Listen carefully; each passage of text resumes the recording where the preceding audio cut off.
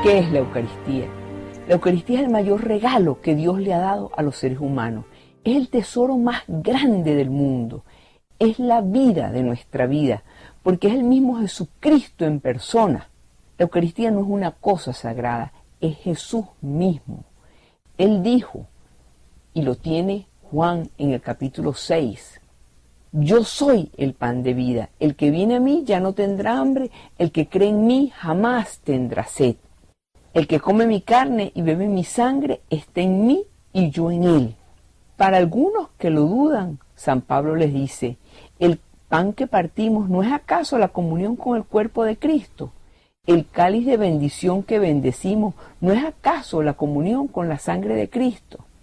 Es así como que si dijera, bueno, alguien lo duda. Por eso es que la Iglesia dice, por medio de los papas, que la Eucaristía es el don más grande que Cristo le ha ofrecido a la Iglesia. La Eucaristía es la fuente y la cima de toda vida cristiana. Es el centro de la vida cristiana y es el centro de la comunidad parroquial. La Eucaristía no es algo importante, no. La Eucaristía es algo imprescindible para vivir nuestra fe. Es la esencia y el fundamento de nuestra fe cristiana, porque sin Cristo no hay cristianismo. La Eucaristía es el mismo Cristo en persona. No basta con creer en Cristo de una manera teórica, sino que es necesario amarlo personalmente, tenerle el máximo de todos los respetos. Santa Margarita María de Alacoque, esa santa que vivió entre 1647 y 1690, a ella se le apareció Jesús con el corazón sagrado afuera. Ella fue la que Jesús se le aparece y le dice, divulga el amor al sagrado corazón de Jesús. Y Santa Margarita María de Alacoque decía que en esas apariciones, cuando Jesús le hablaba, decía, lo que más me desagrada, dice, y lo que Jesús les reclamaba siempre, es que la gente iba con falta de atención y con falta de respeto en presencia del Santísimo Sacramento, especialmente en el tiempo de la oración y de la adoración. Y decía Santa Margarita María, de cuántas gracias me he privado por una distracción, por una mirada curiosa, por una posición más cómoda y menos respetuosa. Santa Faustina Kowalska, a quien Jesús se le apareció como la Divina Misericordia, decía, hoy, después de la comunión, Jesús me ha dicho, has de saber, hija mía, que cuando llego a un corazón humano que me recibe en la Santa Comunión, tengo las manos llenas de toda clase de gracias y deseo dárselas. Pero las almas ni siquiera me prestan atención, me dejan solo, piensan en otras cosas. Qué triste para mí que me traten como si yo fuera una cosa muerta. Eso lo escribe Santa Faustina, Sor Faustina, en su diario, en el número 1385.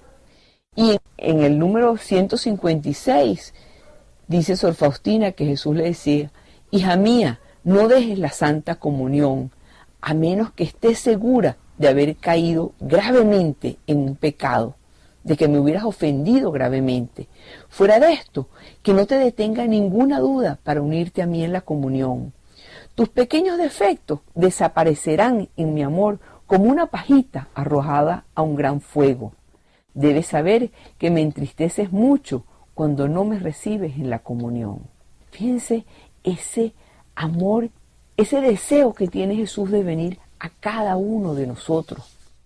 El santo cura de Ars, San Juan María Vianney, decía, para acercarte a la comunión te debes levantar con una gran modestia, te debes arrodillar en presencia de Jesús sacramentado y pondrás todo tu esfuerzo en avivar tu fe. Tu mente y tu corazón deben estar centrados en Jesús. Cuida de no volver la cabeza a un lado o al otro. Si tienes que esperar algunos instantes, anima en tu corazón un amor ferviente hacia Jesús. Dile a Jesucristo que lo amas. Suplícale que se digne venir a ti, a tu pobre corazón. Y después de haber tenido la inmensa dicha de comulgar, levántate con modestia, vuelve a tu sitio y te pondrás de rodillas.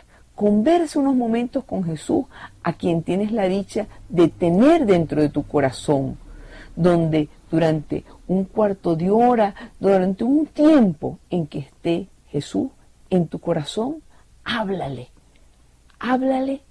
con todo tu amor, con todo el amor de lo cual tú seas capaz. Así otros santos han hablado de Jesús en su sacramento. San Juan Bosco le decía a sus jóvenes: ¿ustedes quieren abundancias de gracia? Vayan a visitar a Jesús sacramentado con frecuencia. ¿Quieres que Jesús te dé pocas cosas? Sé mezquino, no lo visites. ¿No quieres que Jesús te dé nada? Pasa de largo y nunca lo visites. Eso le decía San Juan Bosco a sus muchachos. Por eso, amigos, la invitación es a no abandonar a Jesús nunca, a buscar a Jesús en el sagrario, a pasar por delante de una iglesia y entrar un momentico a visitar a Jesús.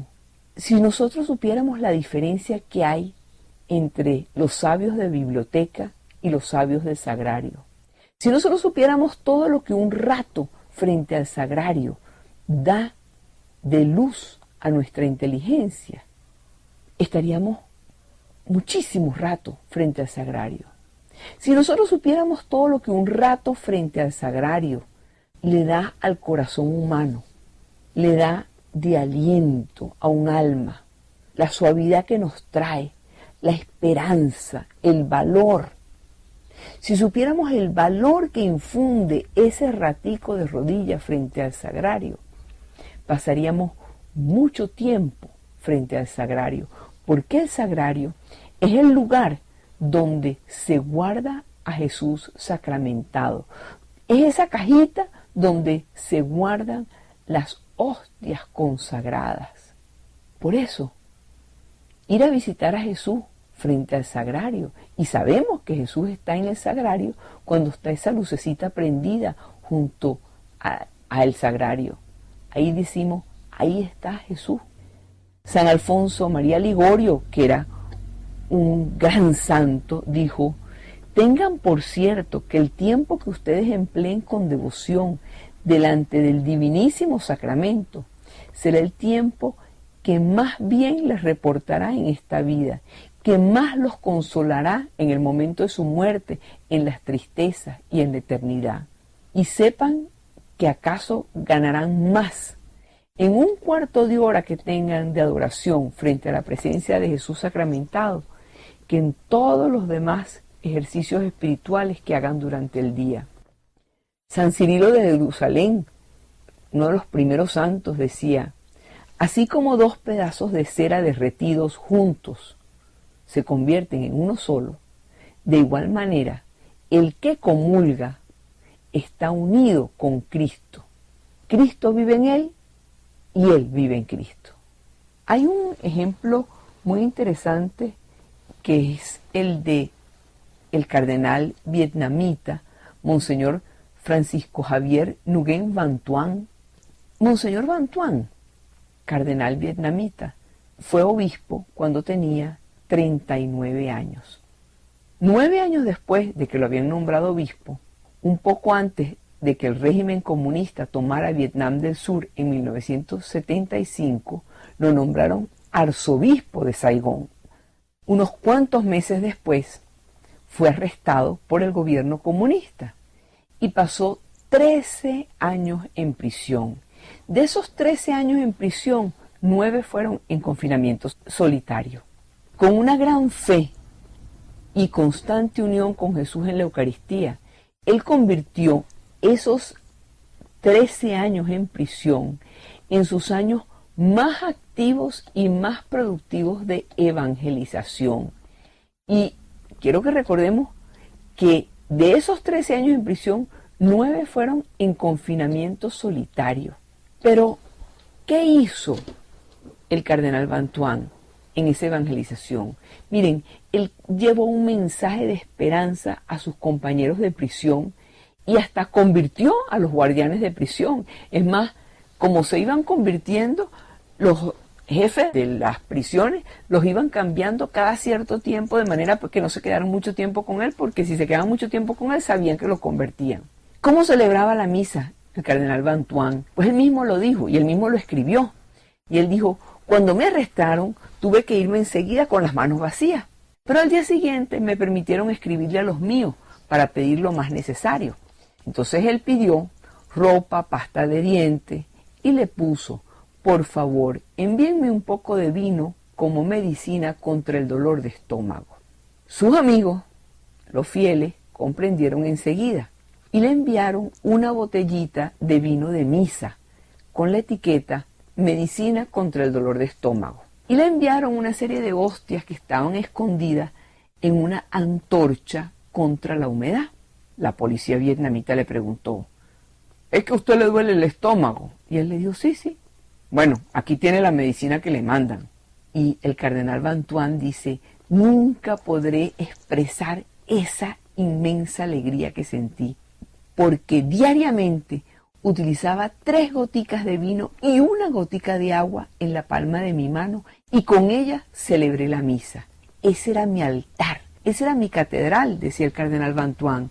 Era la verdadera medicina del alma y del cuerpo, medicina de inmortalidad, remedio para no morir, sino para vivir siempre en Jesucristo.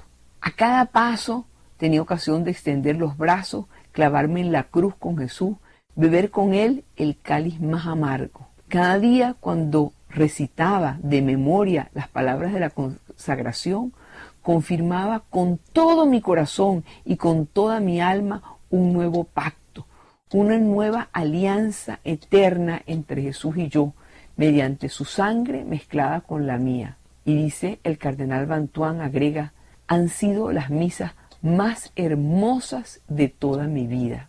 En el tiempo en que pudo estar junto con los prisioneros, decía que en la noche los prisioneros tomaban turnos para la adoración.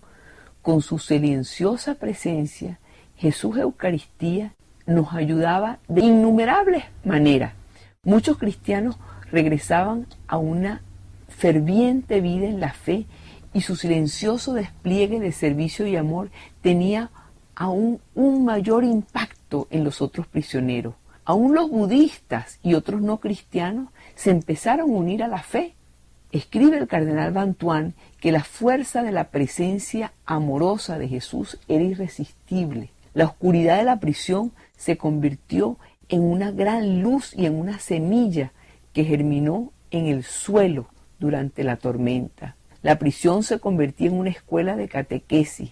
Los católicos bautizaban a compañeros de prisión y se convertían en padrinos de sus compañeros.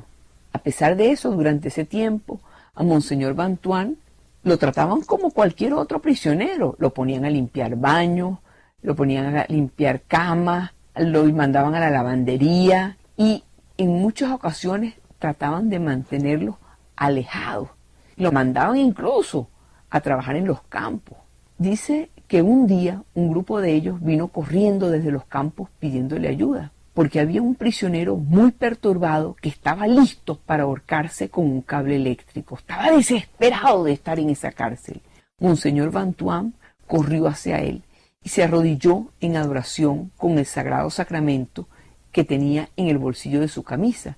Era un pedacito de pan que había consagrado, pero un pedacito pequeñito de pan. Y agarrándolo, le dijo: vuélvete hacia el pan de vida. Aquí está el pan de vida, el Señor del perdón, de la paz y del amor. Otros prisioneros que estaban ahí, conmovidos por la gran fe, se unieron a sus oraciones. Y al final, el hombre, que estaba desesperado como loco, empezó a llorar y se rindió frente al amor que le ofrecía el cardenal Bantuán y comió ese pedacito de pan consagrado. Y dice él que sintió que Jesús había entrado dentro de él. Es interesante porque así como el cardenal Bantuán fue liberado 13 años después, este prisionero que se había tratado de ahorcar también fue liberado y tuvieron la oportunidad de conseguirse los dos y recordaron ese día bendito cuando la presencia de Jesús hizo que él salvara su vida y le agradeció a Jesús y le agradeció de nuevo al cardenal Bantuán el que le hubiera dado a Jesús. Decía el cardenal Bantuán que en el campo de reeducación los dividían en grupos de 50 prisioneros y todos tenían derecho solamente a 50 centímetros de espacio para poder dormir. Y siempre se arreglaban para que hubiera católicos a su alrededor, y hacia las 9:30 de la noche, más o menos, tenían que apagar las luces para que todos se durmieran. Era entonces, dice el cardenal Bantuán, cuando me reclinaba sobre mi cama para celebrar la misa de memoria y empezaba a distribuir la comunión pasando su mano por debajo del mosquitero, y aún hacían pequeñitos sacos del papel de los paquetes de cigarrillos para conservar el más sagrado sacramento y llevárselo a otros. Jesús Eucaristía siempre estaba con el cardenal Bantuán porque él se lo guardaba en su bolsillo, en el bolsillo de su camisa, y todos sabían que Jesús estaba entre ellos. Y en la noche los prisioneros se tomaban turnos para adorar a Dios, y con esa silenciosa presencia el Jesús Eucarístico los ayudaba. Por eso, amigos, si te falta o has perdido todo, pero aún tienes el sacramento bendito, aún lo tienes todo. ¿Por qué? Porque tienes al Señor del cielo presente aquí en la tierra. Amigos, cuántas bendiciones nos perdemos por no amar más a Jesús en la Eucaristía. Cuántas misas y comuniones y visitas perdidas para siempre por no haber puesto un poquitico más de esfuerzo de nuestra parte. Dios está esperándonos pacientemente frente al sagrario para enriquecernos con sus dones, para darnos sus gracias. ¿Cuántas veces pasamos de largo? ¿Cuántas bendiciones estamos perdiéndonos? Qué solo se siente Jesús a veces en el sagrario. ¿Cuántas iglesias están cerradas durante el día y ahí está Jesús esperándonos? Vayamos nosotros a visitar a Jesús, vayamos a hacerle compañía, porque Él no se deja ganar en generosidad, porque Dios está esperándonos en el sagrario. Y con Dios, amigos, siempre ganamos.